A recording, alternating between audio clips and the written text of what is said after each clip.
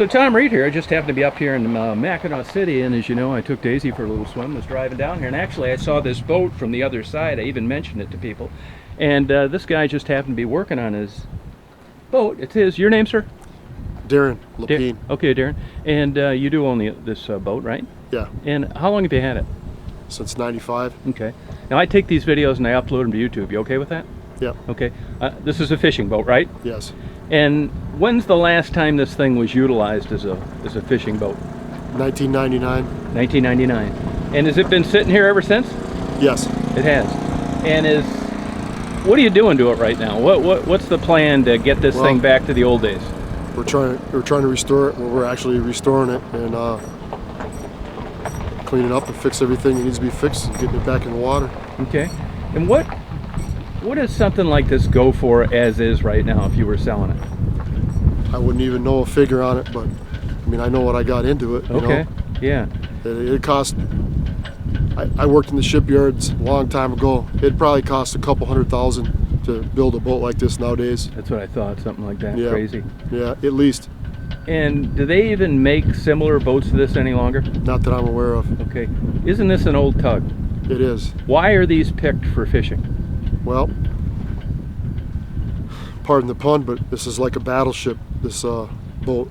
It can run all winter long, and it's seaworthy. And this particular boat has a doubled hull on it.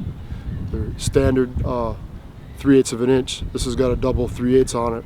And the reason it's restorable is there's no serious pitting or rusting after it's been sitting here this long. And it's a solid boat all around, and it's very seaworthy.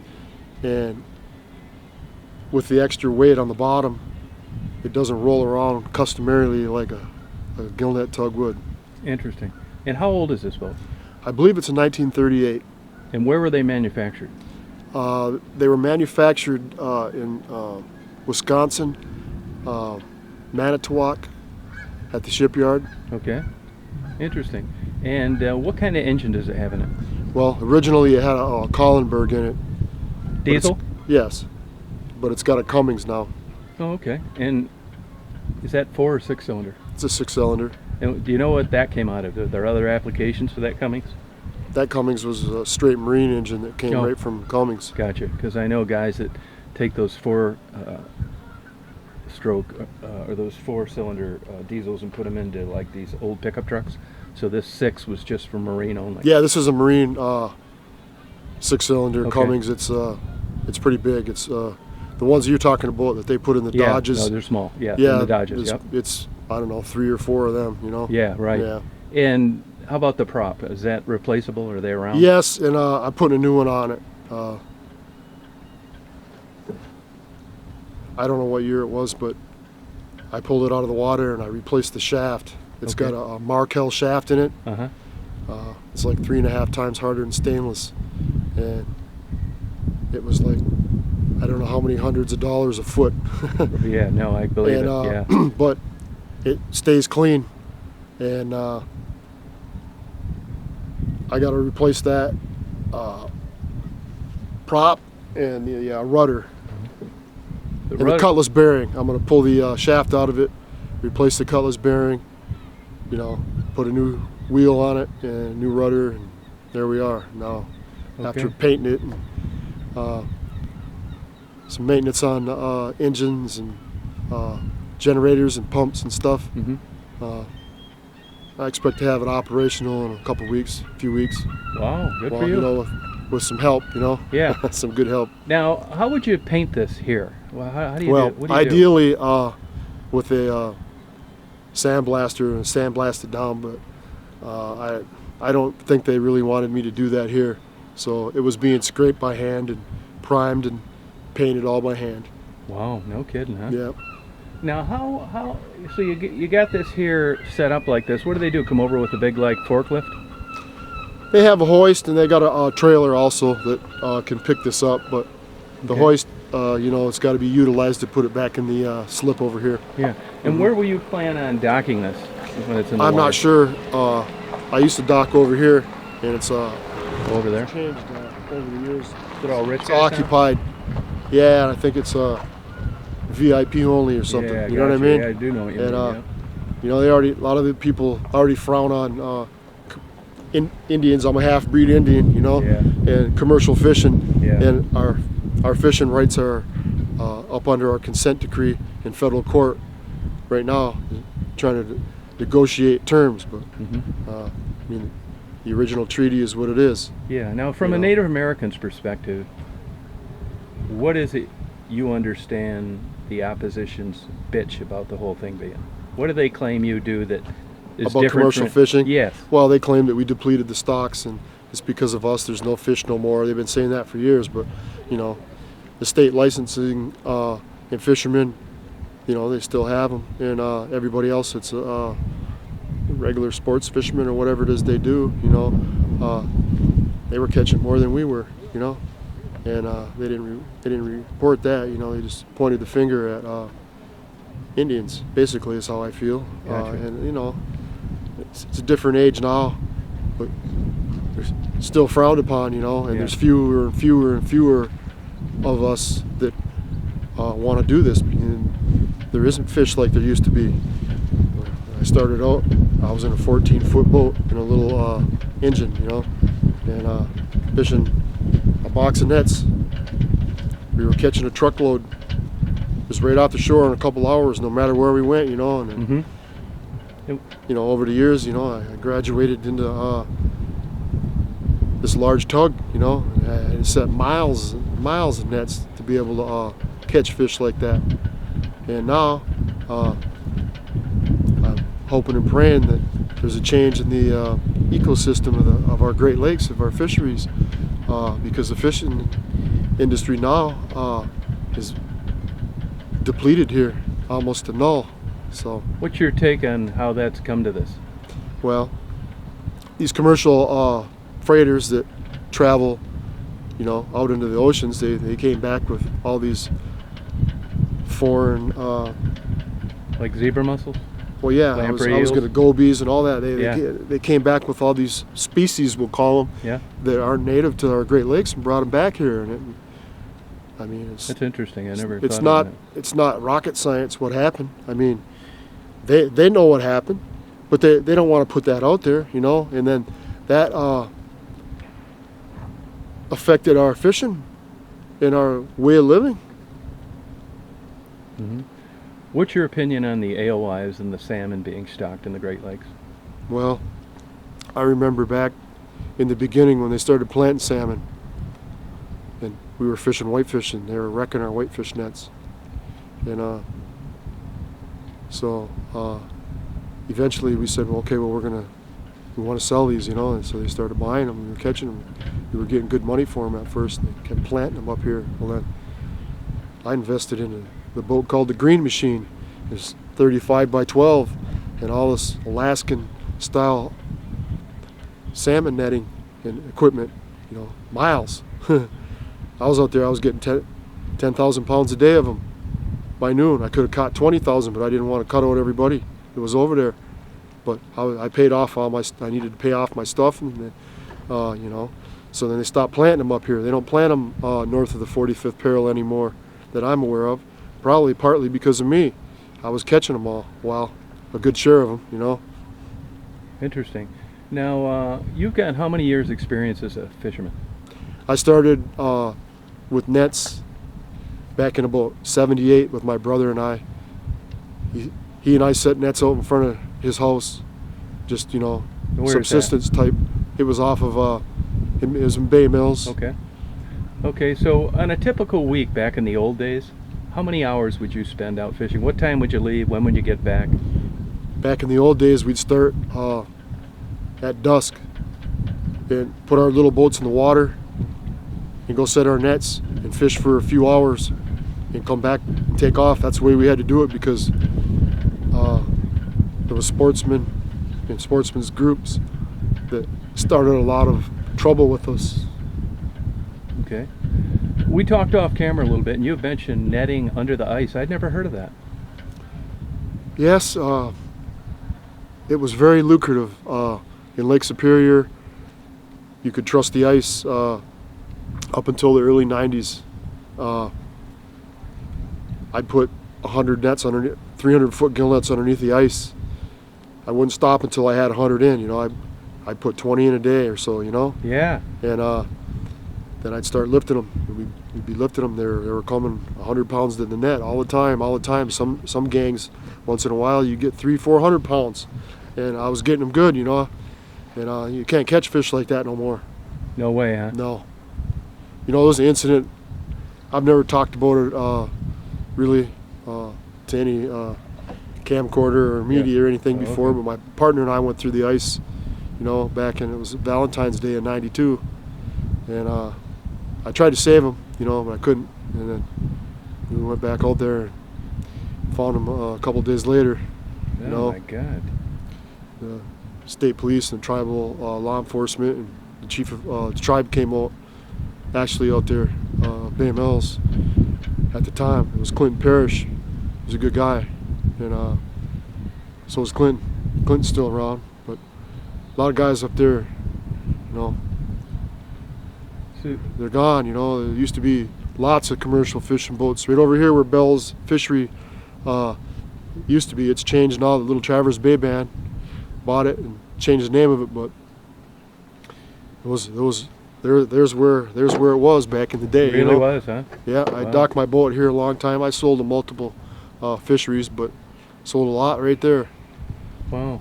Now you mentioned, you made a comment that up until the 90s when you can trust the ice. So are you saying that you've recognized a climate change? Oh, definitely. There was nothing back in, I don't know, in 70s and the early 80s and all the way through the 80s up until the early 90s, the ice would make, you know, fairly quick up in Whitefish Bay, and even the lake would freeze up quick up in Lake Superior, and we could get out there, you know, early. Even down here, I fished down here underneath the ice. Did really well too one year, but they were only there that one year. A lot of us tried it right there, in this South Channel over here. Huh. Catching fish in the winter or the summer, any surprises on things that are in the net sometimes that you didn't expect? Man, I'll tell you, the amount of fishing and the amount of nets that I've pulled, you know, where they come up, you never know what you're going to come up with, especially in this Lake Huron. Really? Yeah. What's the craziest thing that comes to mind that you didn't expect? I think it was 40 millimeter rockets coming up in the nets. No kidding. The Air Force, I assume, hit through, we've seen them before. They drop a raft out there and mark it with whatever they mark it with, dye and a smoke marker. Mm-hmm. And they use, I don't know, sometimes they use live ones, but maybe those were not live ammunition. I don't know. Yeah, right. But yeah, they're coming up and they're fizzing and they're right there. You know what I mean? They're fizzing. They're fizzing, yes. Wow. Sometimes. Holy God. Now, you know, there's certain tragedies that happen, big bodies of water. Were you ever contacted? I want you to keep an eye out there for a small boat, or if somebody drowned there a week ago, were they ever getting a hold of you guys to keep your eyes peeled for stuff like that? I can recite one incident that happened in 1994. I remember it very well. I was out there with the green machine, and William Parrish, rest his soul, was with me, and we came in, and I think I had about 6,500 pounds of salmon, and it was early. It was probably 9:30. Come to the dock at Pine River, and there was a bunch of sportsmen there looking, oh, these salmon, oh, we got to get out there. And they were all drinking, want beers? No. It's calling to blow like, I don't know, 70 knots or something, and 30-foot waves or something, you know. And so we came in. We didn't get all our nets that day. And ultimately, I told them not to go out. Please don't go out. They had a 19-foot, I think it was a Starcraft. And it was the dad and the son and the uncle. And particularly in this case, and I said, man, take any of the salmon and all of them that you want, just please don't go out there. And they took them all, and whatever they wanted, you know, I let them use my box, and they took it over to their trailer or whatever. Mm-hmm. So anyway, we left, and next day it blew. Next day we come out of I docked my boat in the Pine River at a fellow female native's place. And we came out, and it looked like glass on the lake. And there was the Coast Guard cutter, Katmai Bay or Biscayne Bay. It was one of those two. And it looked pretty big in St. Martin's Bay. And so I turned the marine radio on, and they said, "Pond, pond, pond, pond. This is U.S. Coast Guard, Sault Ste. Marie, Michigan group. Overdue from a fishing trip as a 19-foot Starcraft, blah, blah, blah, blah," right? I was like, man, I turned the radio off. Little Corky, William Parrish's son was with us, and I told him to get up on the bow. There's a spot on the bow where you can get up and look and see if he sees anything. Yeah. So, man, right in one of our gangs over right towards St. Martin's Point, there was the kid. That was the kid in there. He was floating in the nets, man, in my cork line. He had a lamprey on him. Yeah. Oh, sorry about that. So, I called the Coast Guard. I didn't use the marine radio. I called them on my cell phone, and I couldn't pull them over the rails of my boat because the rails of my boat and that boat are up to my chest. Anyway, so I called Dave Menominee over. Dave Menominee and his brother Rollin, rest his soul, came over. One of the Willis boys was with them. They pulled the kid in their boat, and the Coast Guard put down a basket and got him. Okay. And then they ended up finding the boat that was caught in Floyd Paucan, his nets, also known as Sonny. I think that's his real name. But then I remember people asking me for help to find the bodies. I said, "Shh, I'm going to tell you where the current goes. It goes right up there in those reeds." So that same day, it wasn't very long after that, they went and found the bodies from the people that were lost from that 19-foot boat, and they also found Bobby Rickley and his fishing partner. He was from Mackinac Island, so he's got to be related to me. I don't know his name, but they had drowned it in that bay. Wow. Early in the spring. They overloaded their boat and sunk it. It was a little flat-bottom steel boat. Wow. Over the years, did it ever look like lights out for yourself? You mean as far as being out there and it's like, oh no. Risky? Yeah. Man, yeah, quite a few times, but not in this boat. You know, after my partner went through the ice, I said, man, I got to get bigger boats. I started getting bigger boats, you know. But gotcha. Right out here, I can't remember what year it was, but it might have been like 1990 or something. Maybe it was 89 or something. We were catching all them in the 80s over here. We were doing goodness. So we went out the next year, Charlie Matson and I. And we went out here, and I'd made me what I called an Olympic jigger, the thing that goes underneath the ice, and you pull on it. It's got a floating arm on it with a pick, and then the counterweight. We use a flat bar. Anyways, it pulls this board along, a 2x10 or 12, whatever you use, 8-footer. So you get the line out, you make another hole, and that's how you can use nets underneath the ice. Anyways, we got the line in, and all this rumbling started. I've never heard it before. Never been on ice like that. And we kept looking to the southeast because that's where it was coming from. Well, all of a sudden, the ice started breaking up on us. Oh. And there was a good 7, 8 inches, 9 inches of ice out, off the shoreways where we set the nets. I think there must have been at least 6 inches. Anyway, I thought it was safe. It was calling to be cold, but so we ended up left a brand new jigger that I made right there in the line, 600 and some feet of line. Hey, we had to take off, man. We hooked onto the sleigh by hand. We were doing this by hand. Didn't use the snow machines that day, but yeah, we were right there, risky. And then a lot of times, man, my partner drowned it, and there's a lot of other times out on the ice where there was risky conditions. You never know on the ice. Out in the boats, when we had those, a lot of us, when you were using those smaller boats, we'd overload and use them, and you know, they start leaking and stuff, you know, and start wearing out. They weren't safe to begin with, fishing like we were trying to do, you know. Mm-hmm.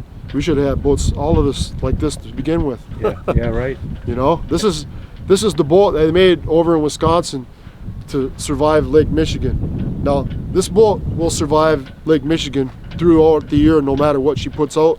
Just like Lake Huron. Lake Huron's a little more treacherous. Really? But Lake Superior, no, I need another probably 10, 15, 20 feet in here to be safe up in Lake Superior. I mean, it'd probably ride it out, but if you got caught on a babbit in Lake Superior, you might be in trouble with a boat such as this, you know. Yeah. It's over 40 feet. It's like 43 and a half feet if you measure it. Oh, it is? Yeah. Okay. Now, what, are you close enough to shore where you never lose sight of it, or do you use Oh, nav? yeah. You can see shore with radar. So you're not really using much sophisticated nav equipment? Just used to be Loran C. Okay, yeah. And then, you know, with the GPS, and then, you know, you got your different types of electronics that you can use, you know, plotters and charters and all that kind of stuff, you know. When you're netting, what kind of depths we talking generally? Well, it depends on the year and species that you're after. Okay. How about whitefish? Well, I mean, same thing. It depends on what time of year. The best time? Well, the winter was always the best because there's less fishermen and fish are schooled up and they don't move so fast. And they'll use a finer type of twine. You know, Your favorite kind of fish to eat? probably have to been perch, but they're not around no more. You know, we used to have a lot of them. Walleyes are okay. I like all of the fish, man. I mean, But you don't get perch up here anymore. not really. I mean, I haven't even tried for them in a long time. I mean, I haven't fished since 2010. It was only a short period. You know, I haven't really fished or done anything since '99. And I know a lot of stuff's changed, and there isn't very many fish around because there's hardly anybody fishing anymore. People that have been doing it their whole lives and found other employment. You know, that goes back to the Right. invasive species that we got. Now, the Native Americans, you guys have your own, like, DNR, right? Yeah, we have our own tribal police department, So, and they control the fisheries and so when you're out here fishing, you're considered a sovereign nation, right? yeah. Are they the only group with authority over you, or could a Michigan DNR come up and say, hey, what are you doing? Well, the Michigan DNR could come up and ask us on the lake, if we're on the lake, for our IDs. But if we're in the middle of pulling in or setting nets, you're not going to come up and ask Gotcha. anybody that. I mean, Okay. it'd be unreasonable. I mean, they have in the past, and I told them, you got to wait until I'm done. Okay. So then Right. I just show them that I got IDs, and that's Yeah. basically it. I think sometimes they wanted to, I don't know if they got authority to see life suits or anything like that. Yeah. But this boat's fully, stocked with all that Oh, stuff. you have those stuff. Oh yeah, I got a. How long can you last in a life suit in, like, January? Well, depends on what type of life suit you got, but and where you're at and what the temperature of the water is and the elements. But generally you're going to last a half an hour to 45 minutes, depending on if it's really super at the worst conditions. That's what I think.